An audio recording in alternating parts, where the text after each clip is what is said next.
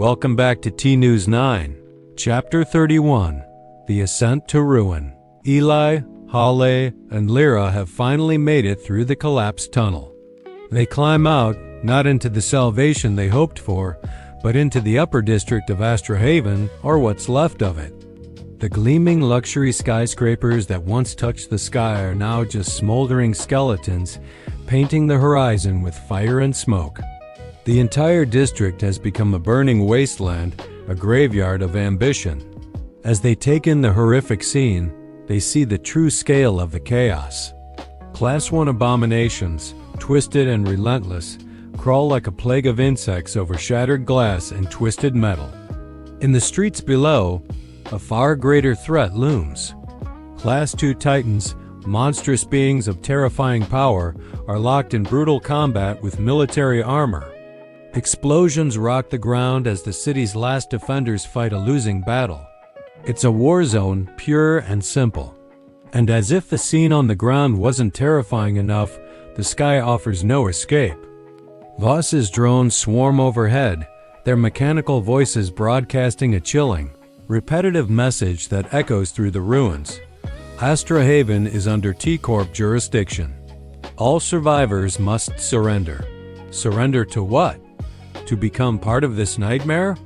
The message is less a promise of safety and more a declaration of ownership. But for Eli, there's another, more intimate terror. He can feel it in his mind, a psychic presence spreading across the city like a gathering storm. It's the first Primarch. Its consciousness is a palpable force, its influence growing stronger with every passing second, its will becoming more dominant. And beneath it all, Eli senses a deep, unmistakable hunger. Halle, ever the pragmatist, sees the two impossible choices closing in on them. He turns to Eli, his voice grave. "We're reaching the point of no return," he warns.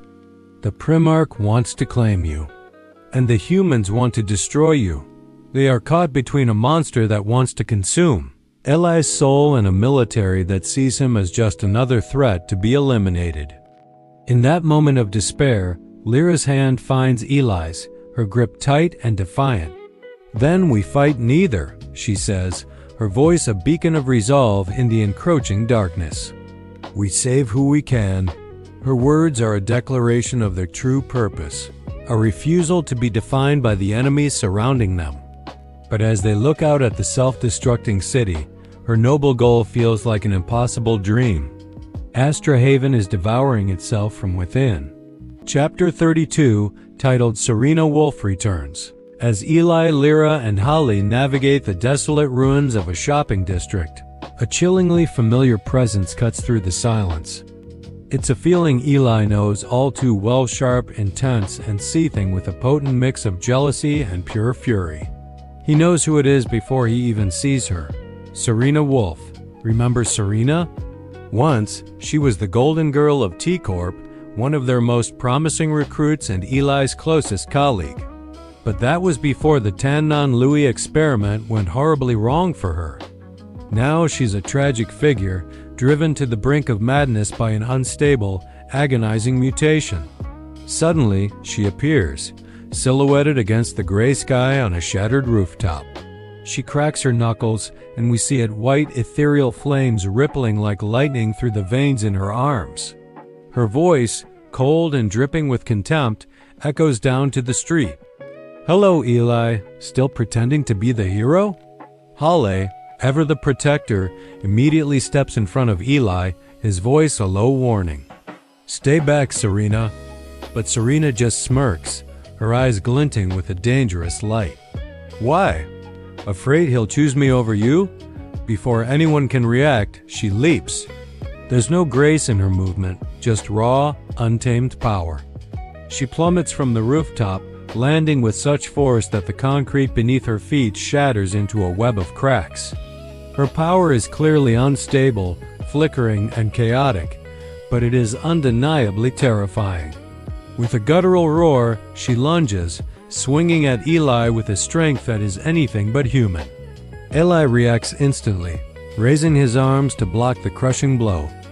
The impact is immense, sending both of them sliding backward across the broken pavement, kicking up dust and debris. Before Eli can regain his footing, Serena is on him, her fingers digging into the collar of his shirt. Her face is contorted with rage and pain as she screams, "You got the stable mutation. I got the curse. I deserve your power, not you." Her fury is so intense it feels like a physical force, shaking the very ground they stand on. The virus inside her burns hotter, the white flames in her veins flaring brighter. Lyra, watching in horror, screams for them to stop, her voice lost in the escalating conflict. But Serena isn't listening. She didn't come here to talk. She came for a war. And it's terrifyingly clear that she won't leave this street without drawing blood. Chapter 33. The Battle of the Broken Sky Bridge. The scene opens with pure chaos. Serena, consumed by a reckless fury, barrels toward Eli with explosive force. Their desperate struggle spills onto the crumbling ruins of a sky bridge, suspended precariously high above the sprawling city. The air is a whirlwind of roaring wind and a deadly rain of shattering glass from the structures above. Eli is on the defensive, his movements precise and controlled. He gracefully dodges Serena's relentless, lethal strikes, refusing to land a killing blow on the woman he once knew. But Serena shows no such hesitation. She wants a real fight, a fight to the death. Fight back. She screams, her voice raw with desperation and rage. "Show me the real you." To prove her point, she unleashes a devastating shockwave that ripples through the already unstable bridge. The blast sends a terrified Lyra stumbling, nearly plunging her into the abyss. In a flash, Eli is there, catching Lyra just in time, pulling her back from the brink. And in that single moment, everything changes. Serena freezes. The fiery rage in her eyes flickers, replaced by a chilling stillness. She sees Eli, her Eli, protecting someone else. Someone who isn't her. Her expression twists into a mask of profound pain and betrayal. "You protect them," she whispers, her voice trembling with a storm of emotions. "But you won't protect me." This emotional overload is the final trigger. Her unstable mutation spirals completely out of control. Her body begins to warp grotesquely. Veins glow with an unbearable light, and her bones visibly shift beneath her skin. From a distance, Halle watches in horror. "Serena, stop!" he shouts, his voice lost in the wind. "You'll lose control." But it's too late. She's already gone. With a final, deafening groan, the sky bridge gives way, collapsing beneath them. In the heart-stopping scramble, Eli grabs Lyra, securing her safety. Halle manages to catch a dangling steel beam, saving himself from the fall. But Serena simply falls. She plummets into the smoke-filled chasm below, not with a scream of terror, but with a sound that will haunt them all. Laughter. A chilling, unhinged laugh that echoes long after she disappears into the darkness. Chapter 34. The Primarch's Envoy. The scene opens right after a massive explosion. As the smoke and dust finally clear, a terrifying figure appears. It's tall, strangely elegant, and undeniably alien. We learn this is a Class 3 envoy, a direct messenger from the all-powerful Primarch. Its voice is chilling, like countless whispers layered over one another, and it speaks directly to our hero. Eli Grant, your resistance is inefficient. Submit your mind. Join the Ancient Order. As if that wasn't intimidating enough, hundreds of Class 1 and Class 2 mutants crawl out from the shadows, gathering behind the envoy. They drop to their knees, heads bowed in what looks like a twisted form of prayer. The message is clear. This is a display of absolute power. But Halle, ever the loyal protector, steps between Eli and the envoy, his stance firm. "He is not yours," he declares. The envoy, unfazed, simply tilts its head, its layered voice dripping with contempt. "You are a traitor to your origin, Halle." This line hits hard, revealing a deeper history and a betrayal that clearly stings. Nearby, Lyra is trembling. She can feel the raw, immense power of the Primarch radiating from the envoy, a psychic pressure that's almost unbearable. Just when it seems all hope is lost, Eli Grant himself steps forward. He looks the envoy dead in the eye, his voice ringing with defiance. "Tell your Primarch this, I don't kneel." What a moment. It's pure courage against overwhelming odds. The envoy, angered by this insolence, raises a long clawed hand. "Then you will be taken," it hisses. But just as it's about to strike, the sky explodes with light and sound. Military artillery shells rain down all around them. It's Captain Mira Solim and her squad of defectors. They've launched a surprise counterattack, providing the perfect cover. The barrage is too much even for the envoy, forcing it to retreat back into the shadows. But before it vanishes completely, it leaves Eli with a final, haunting promise. "The Primarch awaits your surrender." This changes everything. The battle for Astrahaven has now escalated. It's no longer just about a city or a group of survivors. Chapter 35, The Crown of Three. Get ready, because everything you thought you knew is about to change. Night has fallen over Astrahaven once more, but this isn't just another sunset.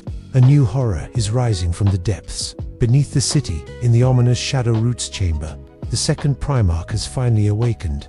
But unlike its sibling, it doesn't roar. It speaks, its voice echoing directly inside Eli's mind. It reveals a chilling truth. "I seek balance, but the first seeks domination." A new player has entered the game, and its goals are shrouded in mystery. Just as this new consciousness makes contact, Marcus Voss makes his ultimate move. Atop the monolithic T-Corp tower, he activates Neurocrown Phase 3. This isn't just an upgrade, it's a weapon of absolute control. A colossal signal array blasts a wave of energy across the entire city, designed to override the minds of every Class 1 and Class 2 creature. The effect is instantaneous and horrifying. Across Astrahaven, the creatures scream in agony. Some collapse, their nervous systems fried. Others are driven into a mindless, berserk fury. And from its lair, the first Primarch roars, not in pain, but in pure, defiant rage. Its psychic territory is being invaded. The battle for Astrahaven has officially begun. Three immense powers now clash, each with a world-altering agenda. The first Primarch desires nothing less than total domination, a world reshaped in its own monstrous image. The mysterious second Primarch claims to want balance, but its true intentions are unknown, and it seems fixated on Eli.